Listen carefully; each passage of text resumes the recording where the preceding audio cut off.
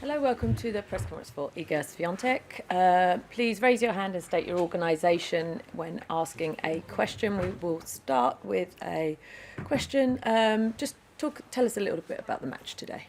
Well, I'm just really happy that I made it through, because the first rounds are always tricky, especially if it's my first match on grass. So I'm happy that I was able to implement all the stuff that we were practicing on. Hi Iga, great win today.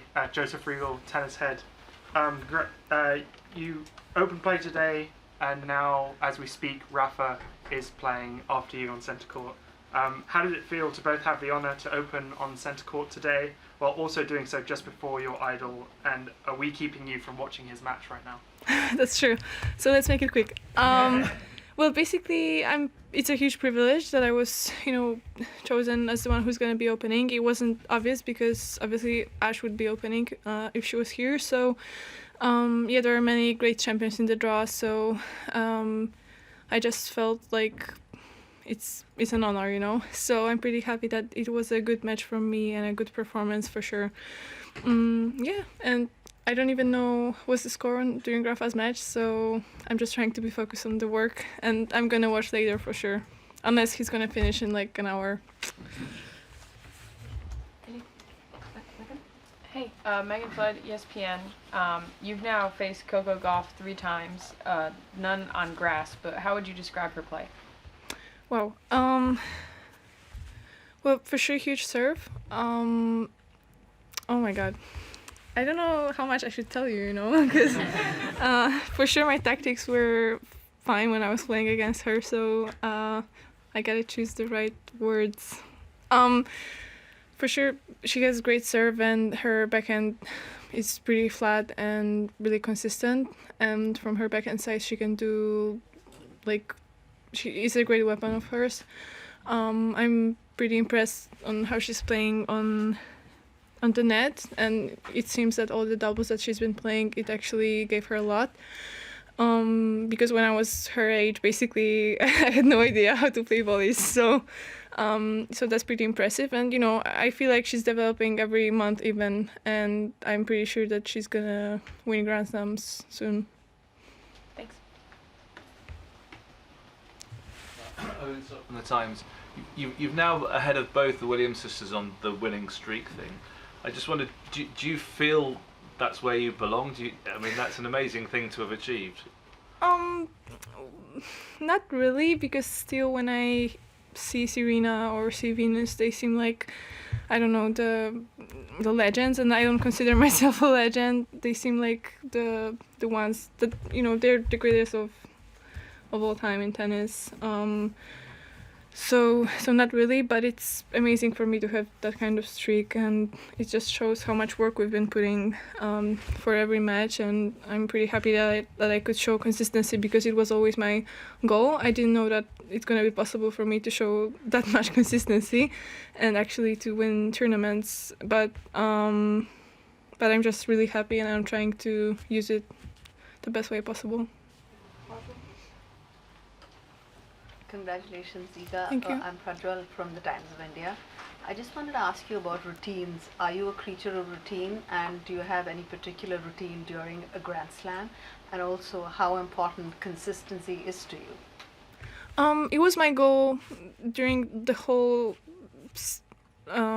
season 2021. So basically, this year my goal was a little bit different, but I'm pretty happy that the consistency that I had before, it kind of, it was quarterfinals of tournaments, 4th rounds of Grand Slams, but right now I went to a different level, and I'm even more consistent at it, so it's important, and I feel like I achieved that goal, so that's great. But and the routines, basically they are the same on every tournament, because I try to treat every match the same way. I think if I would change anything on a Grand Slam, it may really stress me out, because I would feel that this is a Grand Slam, and we kind of have to, perform better, because the expectations around are bigger. So I'm trying to avoid thinking about that and just accept it that it's there, but make my routines, the same way. So So I feel the same way. Yeah. There you go. Tamani Carroll from The Guardian.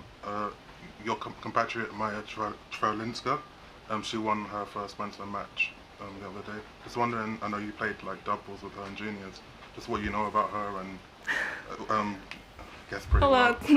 We've been... And also just her game and her story, because obviously she took time off for depression last year. I know. Well, basically, we are best friends, so it's a lot. I mean, I can say a lot about her. We know each other since we were 10, and we've been traveling to the same tournaments for like I don't know, 5 years. Then we kind of went two different ways, but I'm really happy that she's here because it's so nice to have. I don't know, just a friend on tour and from the same country, you know. Yeah, and I'm just happy for her. I know all the things that she's been through, so it's been tough for her, but she made it through, and that's the most important thing. And I just hope she's gonna also be consistent, and she's gonna be on other WTA tournaments. We'll take two more in English, so Matt. There you go. Matt Roberts, Tennis Podcast. Sorry if this question's been asked. I was a bit late, but I just wanted to ask about opening centre court on the Tuesday in place of Ash. How you felt when you found out that it was going to be you, and whether there was any part of you that maybe didn't want to do it and wanted to wait until you were the defending champion, perhaps. I didn't think of it that way. It was more like I felt like there are many players in the draw that kind of had great results here and kind of deserve it a little bit more, because my best result on Wimbledon is 4th round, and you know, considering that we have, I don't know, Serena in the draw, Simona or Kvitova, I mean, they've won this tournament, so I felt like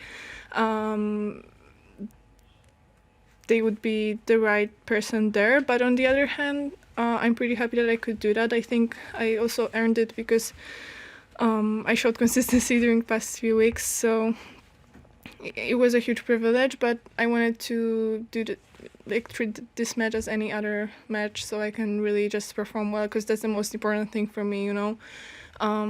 After that, and after, you know, doing the job, I can think about, you know, all the tradition that goes with it and everything. But I'm pretty happy that I was able to, you know, play well, to show my tennis, and yeah, it's a huge honor to do that.